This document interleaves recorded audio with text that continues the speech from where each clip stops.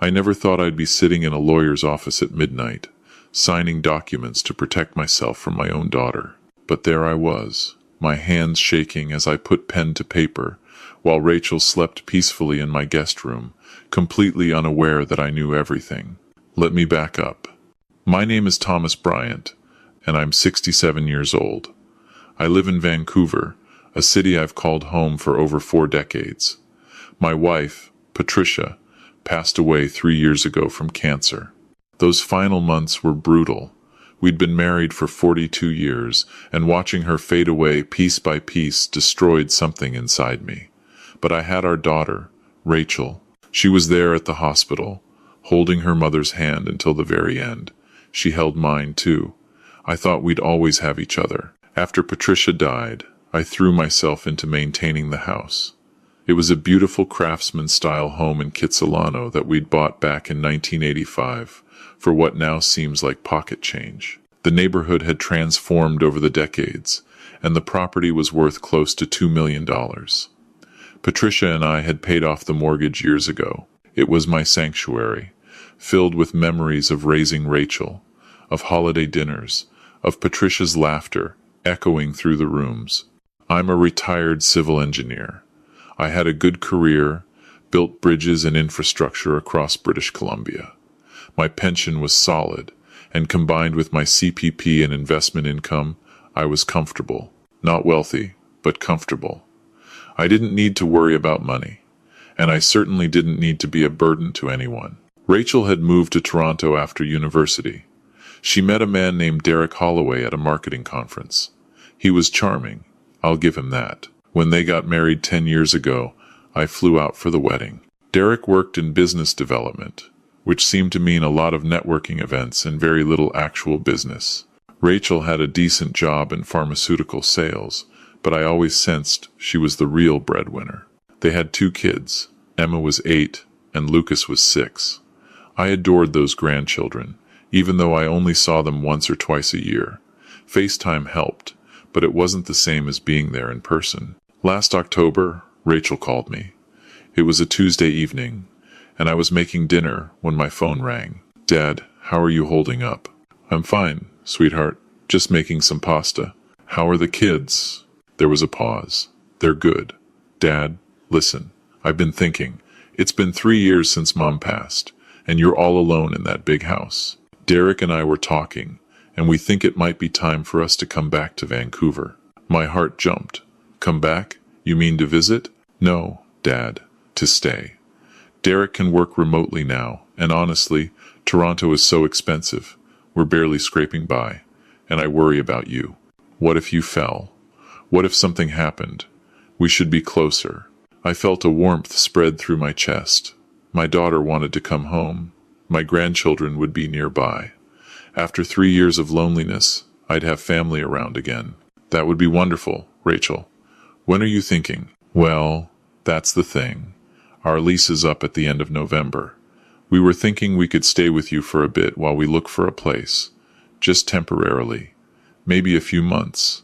It would give us time to get settled, find schools for the kids, and Derek can look for office space. Of course. You know you're always welcome here." "Thanks, Dad. You're the best. There's just one other thing. The kids would need their own rooms, and we'd need space for Derek to work from home. Would you be okay with us doing a few renovations? Nothing major, just converting the den into a bedroom and maybe updating the basement?" I hesitated. The den had been Patricia's reading room, but this was for my grandchildren. "Sure, honey. We can figure it out." They arrived on November 28th. I'd spent weeks preparing, buying bunk beds for the kids, clearing out closets, making sure the guest room was perfect for Rachel and Derek. When their U-Haul pulled up, Emma and Lucas came running up the steps and hugged me tight. I felt tears in my eyes. This was what I'd been missing. The first week was magical. I took the kids to Science World, showed them my favorite spots around the city, made Patricia's famous pancakes for breakfast. Rachel seemed happy to be home, and Derek was friendly enough, always on his phone but pleasant when we interacted. Then things started to shift. It began small. Derek mentioned that he needed to update my Wi-Fi system because the signal was too weak for his work. I agreed, and he installed new equipment. While he was at it, he said he'd help me set up online banking, since I was still going to the branch for most transactions. Tom, nobody does banking in person anymore. It's 2024. Let me show you how easy it is. I felt a little embarrassed. I'd been resistant to technology, preferring the old ways. Derek spent an evening walking me through the setup, creating passwords, showing me how to check my accounts. He was patient, and I appreciated it. 2 weeks in, Derek brought up the renovations again. Tom, I got some quotes from contractors. To convert the den and finish the basement properly, we're looking at about $50,000. I know that's a lot, but it's an investment in the house. It'll increase the property value. $50,000. That was significant, but if they were going to live here, even temporarily, it made sense. Let me think about it, I said. That night, Rachel came to talk to me alone. Dad, I know Derek can be pushy about this stuff, but he's right. And honestly, we can't afford to contribute much right now. Toronto drained us, but once Derek's business takes off here, we'll pay you back. You know we're good for it. Something in her tone bothered me, but I couldn't put my finger on it. This was my daughter. Of course I trusted her. By Christmas, the renovations were in full swing.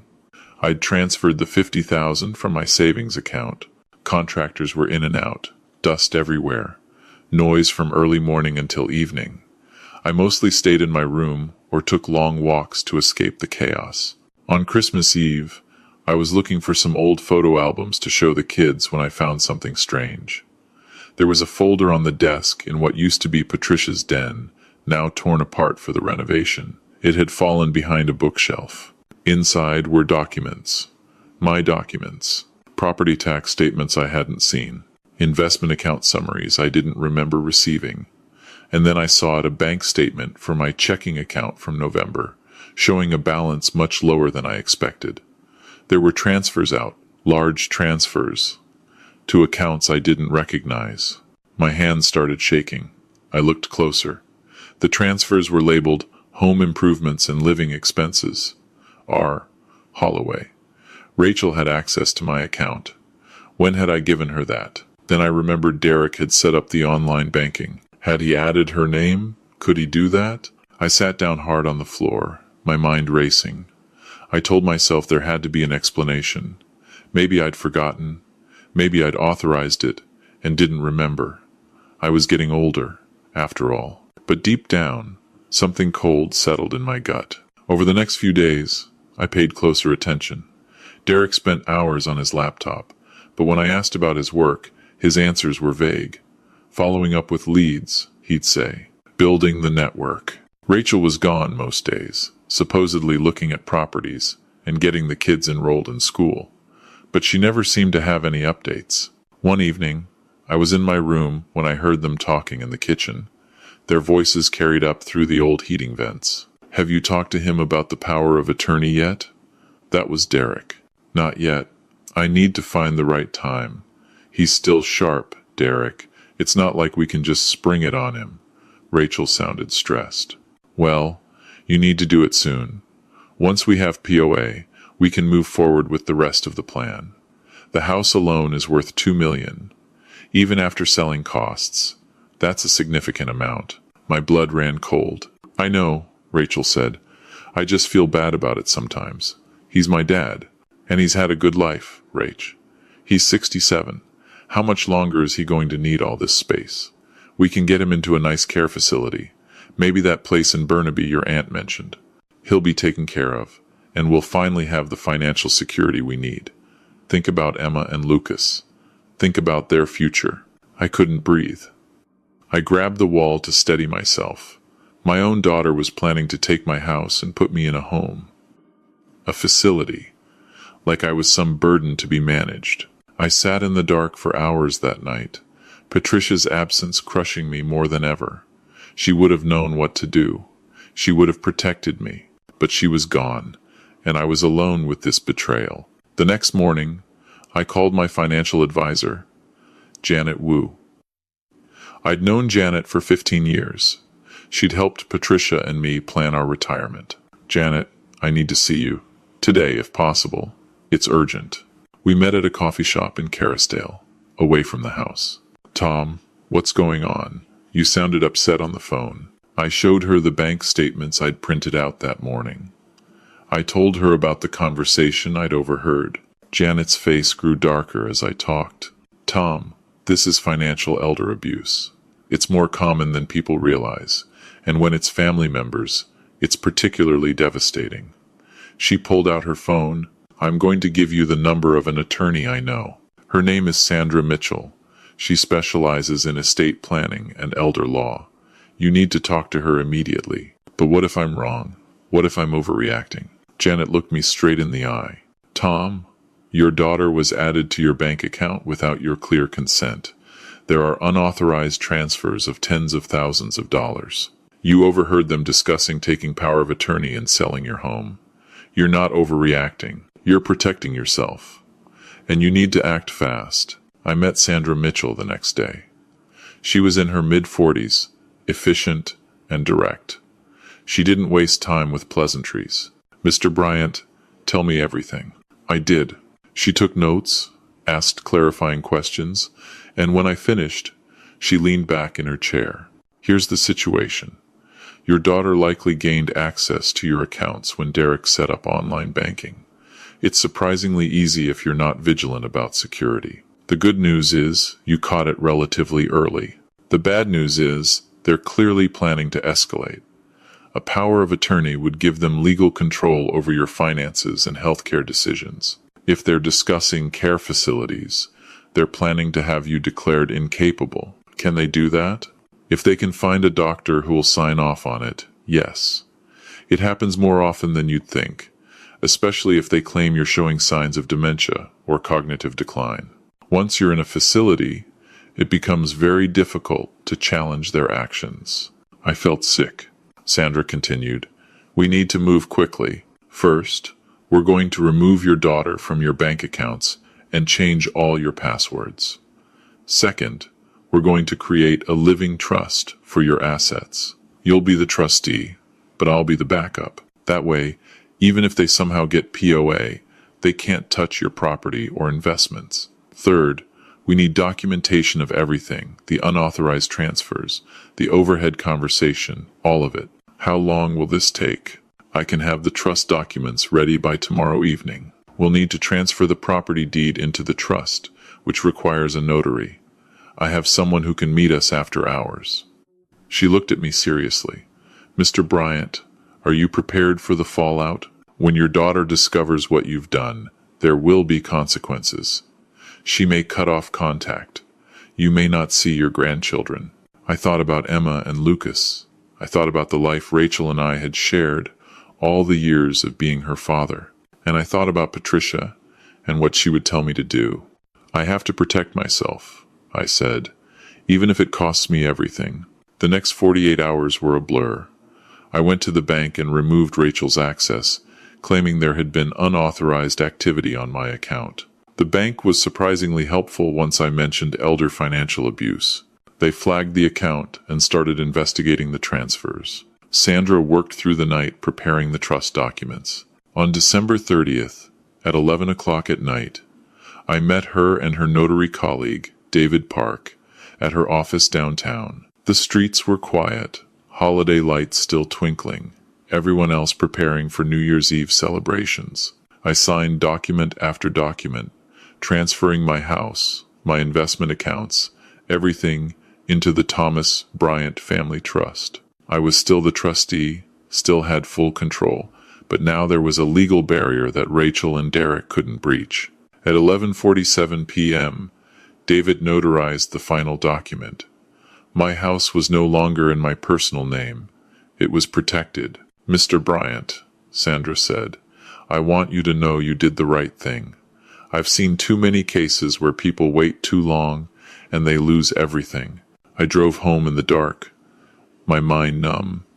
When I walked in, the house was quiet.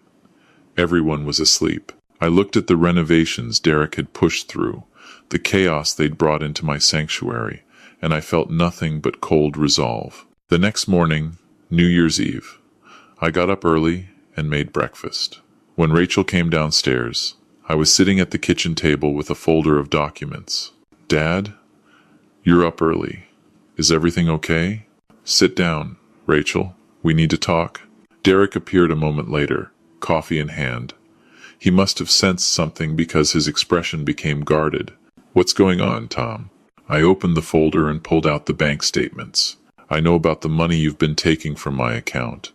I know about your plan to get power of attorney. I know about the care facility in Burnaby. Rachel's face went white. Dad, I can explain. I heard you, Rachel.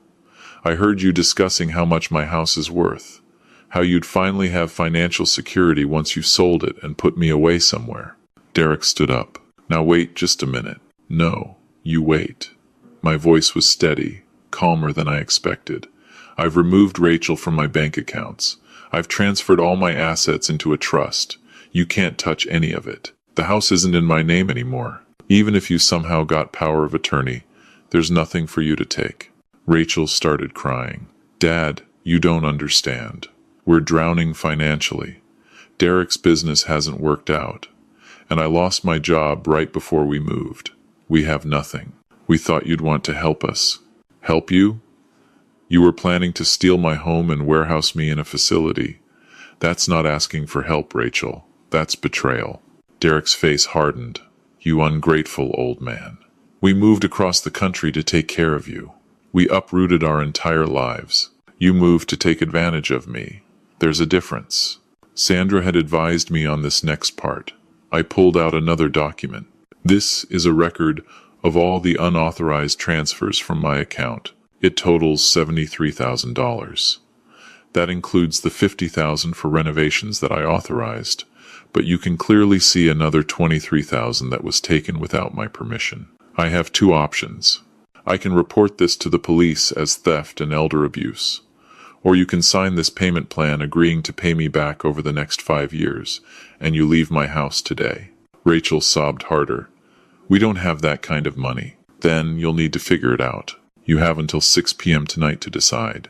If you're still here after that, I'm calling the police. And I've already spoken to a social worker about getting Emma and Lucas into emergency protective services until you can prove you have stable housing. I won't let you use my grandchildren as leverage. That hit Rachel like a physical blow. You wouldn't. Watch me. Derek grabbed Rachel's arm. Come on, let's pack. This isn't worth it. They left by 4 p.m. I watched from the window as they loaded their U-Haul, the same one they'd arrived in 5 weeks earlier. Emma and Lucas looked confused, asking questions I couldn't hear. Rachel wouldn't look at the house as they drove away. The silence afterward was deafening. That was 3 weeks ago. Rachel signed the payment plan before they left, though I doubt I'll ever see the money. They're staying in a motel in Surrey, according to a friend who spotted them. Derek is apparently working at a call center, and Rachel found something in retail. I've had time to process everything. The grief comes in waves. I lost my daughter, or maybe I lost her years ago and just didn't want to see it. I'll probably never have a relationship with my grandchildren now. That pain is constant, a dull ache that doesn't fade. But I still have my house. I still have my independence. I'm not in a facility, being medicated into compliance, while someone else controls my life and assets. Last week, I started volunteering with the Vancouver Elder Rights Coalition. Sandra connected me with them. I share my story in workshops, teaching other seniors the warning signs of financial abuse. I tell them about the subtle ways it starts someone offering to help with technology. Family members who suddenly take an interest in your finances, conversations about downsizing, or wouldn't it be easier if... I tell them it's okay to protect yourself, even from people you love, especially from people you love, because that's where the vulnerability is greatest. One man came up to me after a session last week. He was probably in his 70s, eyes wet with tears. My son has been pressuring me to add him to my accounts, he said. I thought I was being paranoid for feeling uncomfortable. Thank you for this. That's when I know it was worth it. Every difficult moment, every wave of grief over losing Rachel, it's worth it if I can stop someone else from experiencing what I did. I've learned some hard truths. Family isn't always safe. Love doesn't automatically equal trustworthiness. And as much as we want to believe our children will care for us in our old age, the reality is that money changes people. Financial desperation makes people justify terrible things. Here's what I wish I'd known before it happened to me. First, never let anyone pressure you into financial decisions, even family. If something feels rushed or uncomfortable, that's your instinct telling you to slow down. Listen to it. Second, maintain control of your own accounts. Don't let anyone, no matter how much you trust them, have access to your banking unless you've made that decision with a clear mind and preferably with legal counsel. The moment I let Derek set up my online banking without understanding exactly what he was doing, I opened the door to abuse. Third, understand the legal tools that protect you. Living trusts, proper estate planning, advance directives, these aren't just for the wealthy. They're for anyone who wants to maintain control of their life and assets. I should have done this years ago, but I didn't think I needed to protect myself from my own daughter. Fourth, document everything.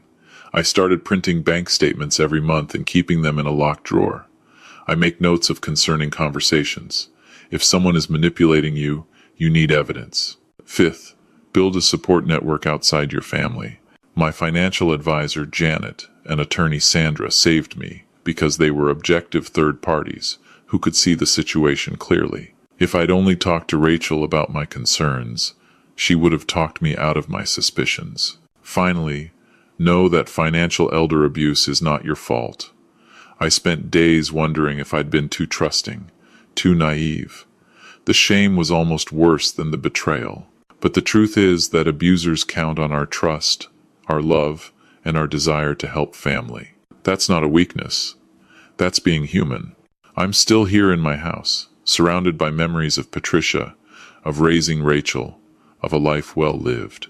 Some mornings I wake up and forget what happened, and I think about calling Rachel to tell her something funny. Then I remember, and the grief washes over me again. But I'm safe, I'm independent, and I'm using my pain to help others. If you're watching this and you recognize any of these warning signs in your own life, please don't wait like I almost did.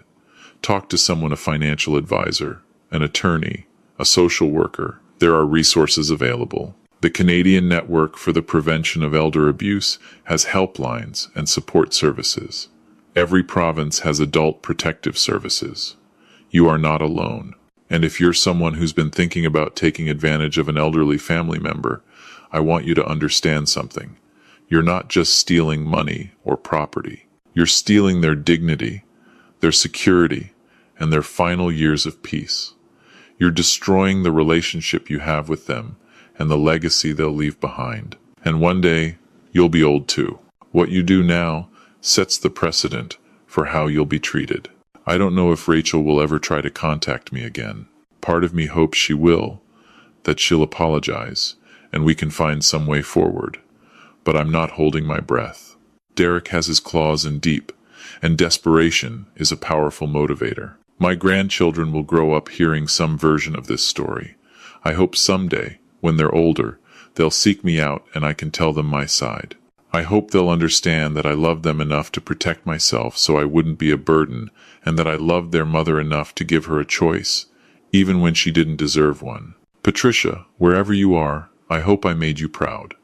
I know you would have handled this with more grace than I did, but I tried.